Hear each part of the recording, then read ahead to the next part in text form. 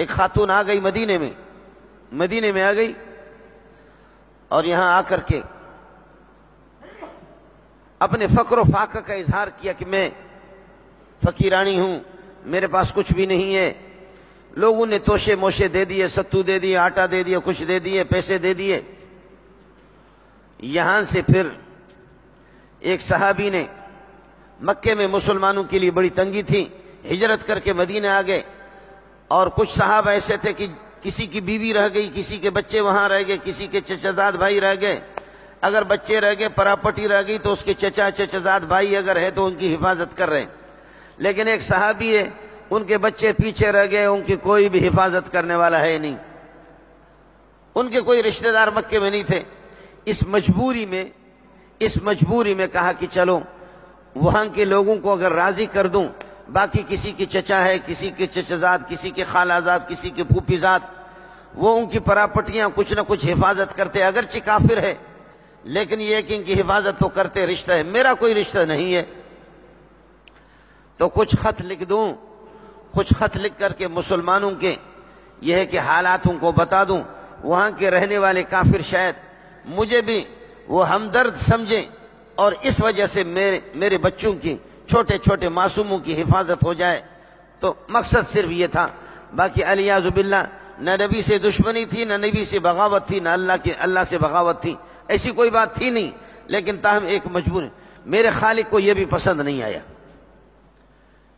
اللہ اکبر، تیرے بچے، تیری بیوی اور تیری پراپرٹی دین سے زیادہ قیمتی نہیں ہے۔ اللہ اکبر، اتنا وفادار محمد کا پکا ساتھی۔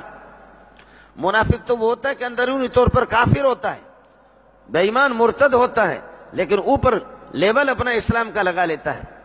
یہ اندر سے تھا مسلمان، لیکن تاہم مجبوری کے تحت ایک خط لکھا کہ حضرت صلی اللہ علیہ وسلم کیا ہے، وہاں کے کافر لوگ میرے اس خط کو دیکھیں گے اور کچھ میں ان سے ہمدردی کا اظہار کروں گا، میرے بچے بچ جائیں گے۔ یہ خط یہ بوڑھی خاتون اس خاتون کو دے دیا۔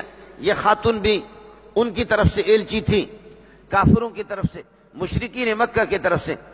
اس خاتون نے اس خط کو لے لیا اور اپنی چوٹی میں بڑے بڑے بالوں میں، گیسوں میں اس کو باندھ کر کے، پھر یہاں سے گھما کر کے پیچھے سے اپنے ناڑے کے ساتھ لگا دی۔ جہاں سے تہبند باندھا جاتا ہے شلوار، اس ناڑے کے ساتھ یہاں اس کو گھسیڑ دیا۔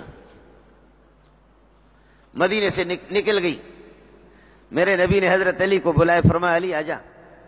حضرت زبیر کو بلائے، فرمایا اذهبا، جاؤ حتی تاتوا روضۃ خاخ، خاخ ایک جگہ ہے، وہاں پہنچو گے، فإن بها زعینۃ، وہاں پر ایک خاتون تمہیں ملے گی، ایک خاتون، جاؤ فوراً دوڑو۔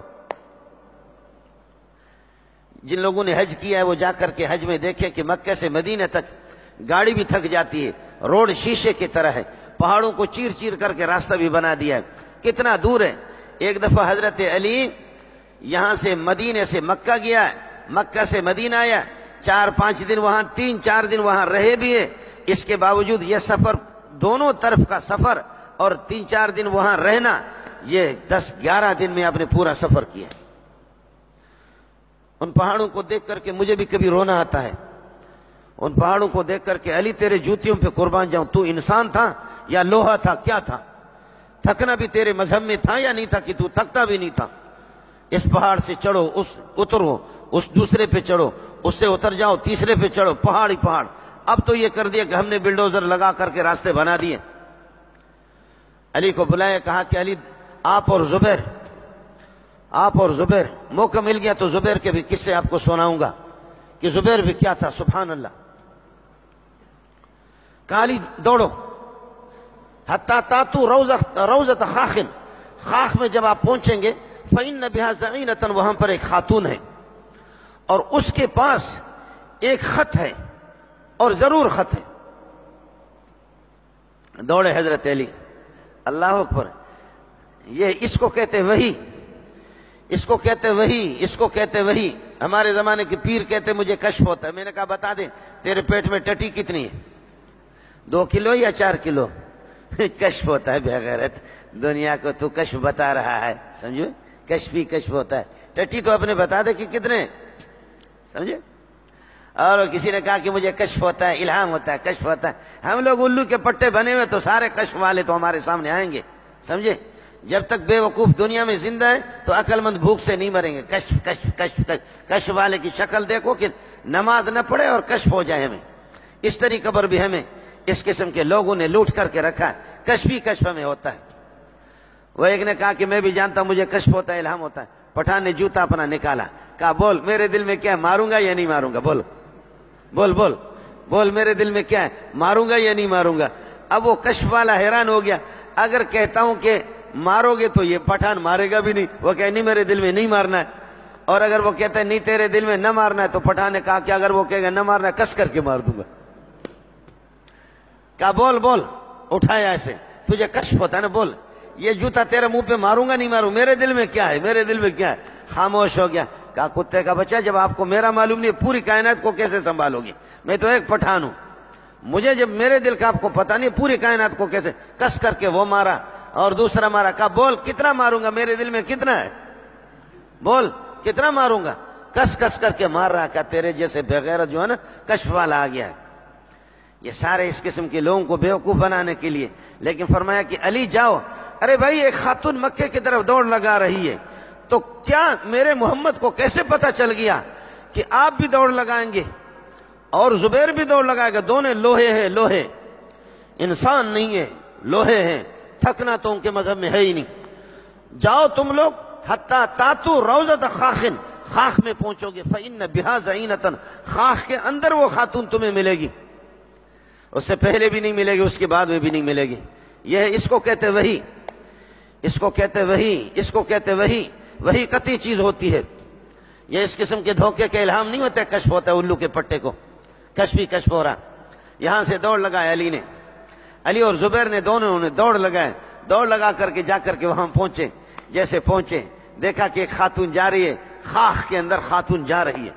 جا کر کے پہنچے. علی نے کہا کہ لَتُخْرِجِنَّ الْكِتَابَ لَتُخْرِجِنَّ الْكِتَابَ أَوْ لَتُلْقِيَنَّ الثِّيَابَ، یا خط ظاہر کرو یا تمہارے کپڑے اتار دیں گے. کہا میرے پاس کوئی خط نہیں ہے، میرے پاس کوئی خط نہیں ہے، کوئی خط نہیں ہے. یہ وہ خدا، وہ اللہ، وہ رسول، میرے پاس خط نہیں ہے. علی نے کہا کہ کائنات غلط ہو سکتی ہے، میرے نبی کی زبان غلط نہیں ہو سکتی. خط تیرے پاس ہے. ہم محمد کی جماعت ہے، غیرت والی جماعت ہے. خواتین کو ننگی کرنا اس کی شریعت اجازت نہیں دیتی. تیرے کپڑے اتار دیں گے، اللہ کی قسم خط تیرے پاس ہے. لوگوں کو مفت میں اٹھا کر کے تم ریمانڈ دیتے ہو نا، شرع ناجائز ہے. جب تک کہ قرائن نہ ملے، جب تک شواہد نہ ملے، کسی کو اس طریقے پر ریمانڈ دینا. ایک دفعہ ایک غلام کو پکڑ کر کے صحابہ نے اس کی پٹائی شروع کر دی. ابو داؤد کی حدیث ہے. بول ہمارے دشمن کہاں ہیں، بول کہاں ہمارے دشمن کہاں ہیں. کہنے لگے خدا کی قسم مجھے معلوم نہیں ہے، اللہ کی قسم مجھے معلوم. صحابہ نے کس کر کے پٹائی کی. کہا تو جھوٹ بولتا ہے. کہا صبر کرو صبر کرو، تمہیں بتاتا ہوں. او فلاں پہاڑ کے پیچھے، صبر کرو کو بتا. میرا نبی ہنس رہا ہے، کہہ رہا ہے کہ جب وہ سچ کہتا ہے تو تم پٹائی کرتے ہو، اور جب جھوٹ بولتا ہے تو چھوڑتے ہو. ہمارا دشمن کہاں ہے؟ آپ بات سمجھ رہے؟ دشمن ہمارا کہاں ہے؟ کہتے اللہ کی قسم مجھے معلوم نہیں. کہا تمہیں استا پپیلار دغا دغا دغا کیسے معلوم نہیں ہے؟ کس کر کے پٹائی کر رہے، پٹائی کر رہے. کہتے صبر کرو صبر کرو صبر کرو صبر کرو، بتا رہا ہوں. وہ فلان پہاڑ کے پیچھے. حضرت اقدس صلی اللہ علیہ وسلم اتنے ہنسے کہنے لگے یہ سادے لوگوں بابا، جب وہ غریب کہہ رہا ہے کہ مجھے معلوم نہیں ہے، اب ٹھیک کہہ رہا. سچ جب سچ کہہ رہا تو پٹائی کر رہے ہو. اور کہتے ہاں ابھی بتاتا ہوں فلان جگہ پر. کہا یہ جھوٹ ہے. اور عجیب تم لوگ ہو، جھوٹ پر چھوڑتے ہو اور سچ پر مارتے ہو. ہمارے ہاں بھی بعض معصوموں کو پکڑ کر کے اس کی داڑھی پکڑ استا پر دغا دغا بول، سمجھے بھائی جان. اور ورنہ تمہارے یہ ناخن جو ہے نا وہ پلاس کے ذریعے سے اتار دیں گے. اس قسم کے ریمانڈ کی قطعاً شریعت میں اجازت نہیں ہے. جو کوئی مفتی اس طرح کہتا ہے، فتویٰ دیتا ہے، وہ مفتی الو کا پٹا ہے، وہ بغیرت ہے پرلے درجے کا، وہ سرکاری نمک کھانے والا مفتی ہے. اس طرح کسی مسلمان کو اس طرح ریمانڈ دینا جب تک آپ کو شواہد نہ ملے. اور تمہاری شہادت اور شواہد کیا ہے؟ کتوں کے ذریعے سے مسائل معلوم کرتے ہو. کتوں کے تمہارا استاد جب کب کتا بن گیا تمہیں مرنا چاہیے تھا کتے کی اولاد. کتوں پر میرے نبی نے فیصلہ نہیں کیا ہے. میرے نبی نے شواہد پر فیصلہ کیا ہے, ایمان پر فیصلہ کیا ہے, دیانت پر میرے نبی نے فیصلہ کیا ہے. تو علی نے کہا کہ خط نکال ورنہ چھوڑیں گے نہیں. لَتُخْرِجَنَّ الْكِتَابَ, خط ظاہر کرو, اَوْ لَتُلْقِيَنَّ الثِّيَابَ, یا یہ ہے کہ کپڑے اتار دو. ہے نہیں ہے, میں ایک خاتون ہوں, میرے پاس نہیں ہے خط, میں ایک خاتون ہوں. جب کہہ رہی ہوں خواتین کا احترام تمہارے ہاں نہیں ہے, جی ہاں ہے, لیکن خاتون جب بغیرت بن گئی ہو نہیں چھوڑیں گے. خط ہے اللہ کی قسم. ارے بابا ہے خط تو کہاں ہے, تلاشی لے لو کپڑوں کے. تو اب علی تلاشی لے گا یا زبیر تلاشی لیں گے؟ تو جیبوں کے تلاشی لیں گے, اس کی گھٹڑی کی تلاشی لے لیں گے. کس کو کیا پتا ہے کہ خط کو اس نے اپنے گیسوں میں لگا گھما پھرا کر کے یہاں لا کر کے رکھا ہے مقد کے پاس. تو علی نے کہا کہ ہم کپڑے تو آپ کے نہیں اتارتے, لیکن بتا رہے ہیں آپ کو خط ہے, اللہ کی قسم آپ کے پاس خط ہے. میرا محمد کبھی غلط نہیں کہتا. کہہ لگے تسی جوڑیں, تھوڑا سا ہٹ جاؤ, ابھی دے دیتا ہوں.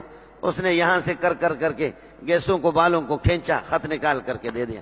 وہ محمد تیرے جوتیوں پہ قربان جائے, وہ محمد تیرے جوتیوں پہ قربان جائے. وہ خط لے کر کے حضرت علی اور حضرت زبیر دونوں حضرت اقدس صلی اللہ علیہ وسلم کے پاس آ گئے.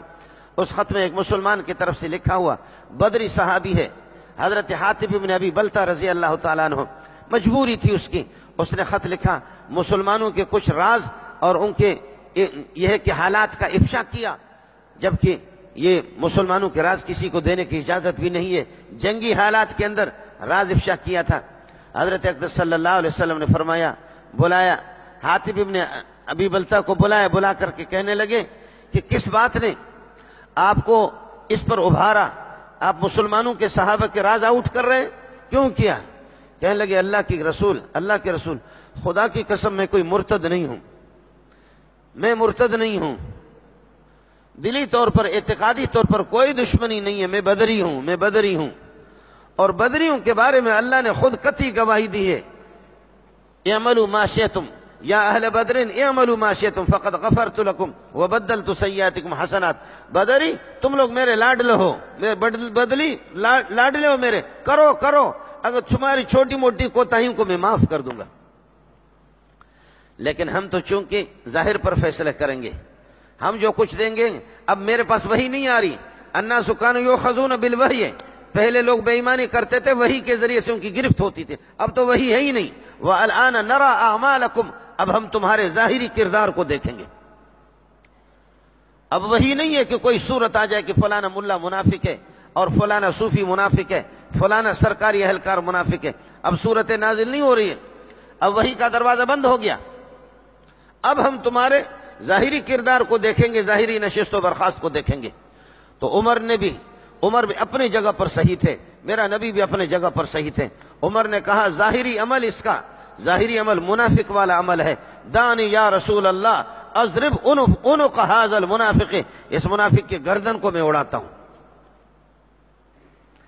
اس وقت حاکم کو یہی فیصلہ کرنا ہوگا جو عمر نے کیا ہے, لیکن بشرطے کہ حاکم خود منافق نہ ہو. جب وہ الو کا پٹا خود منافق ہو تو کیا کرے گا؟ بھیڑیے کے خلاف کیا فیصلہ کرے گا؟ اب جو ہے نا, اس وقت شریعت یہی ہے کہ جب اس کا کردار اس قسم کا میں نہیں چھوڑوں گا, دانی یا رسول اللہ اضرب عنق ھذا المنافق, میں اس کی گردن کو اڑاتا ہوں. فرمایا کہ عمر آپ کو کیا معلوم ہے, لعل اللہ اطلع علی اہل بدر, اللہ پاک کو بدریوں کے سارے کردار معلوم ہیں, اور بدریوں کو اللہ نے فرمایا کہ یا اہل بدر اعملوا ما شئتم فقد غفرت لکم وبدلت سیئاتکم حسنات. عمر جب یہ بات کہی, عمر خبردار, عمل اس کا ٹھیک نہیں ہے, لیکن دل کا مسئلہ آپ کو معلوم نہیں ہے. دل کا اللہ نے وحی کے ذریعے سے مجھے بتا دی ہے, یہ پکا سچا مومن ہے اور بدری ہے, اللہ کے لاڈلے ہے. جب بدری کہا تو عمر بھی رونے لگے, اس لیے کہ عمر خود بدری تھے. جب اس نے کہا کہ بدریوں کو اللہ نے معاف کر دیا, جب بدری کی بات کی تو عمر خود رونے لگے. علماء کہتے ہیں عمر خوشی کے مارے رونے لگے کہ سبحان اللہ, بدری ایسے اس مقام پر فائز ہے. سبحان اللہ, میں عرض یہ کر رہا تھا، اس لیے اب وہ صورتحال نہیں ہے۔ آج الناس یؤخذون بالوحی علی عہد رسول اللہ، حضرت کے زمانے میں وحی اس کے ذریعے سے گرفت ہوتی تھی، اب نہیں ہے۔ اب کیا ہے؟ اب نشست و برخاست، اب اس کے کردار، اب اس کی وفاداریاں، اب اس کی ہمدردیاں، اب اس کے بیٹھنے کو، اب اس کے اعمال کو دیکھیں گے کہ منافقوں والے اعمال ہیں یا مسلم والا۔ اس لیے مجھے بھی دیکھنا پڑے گا، آپ کو بھی دیکھنا پڑے گا۔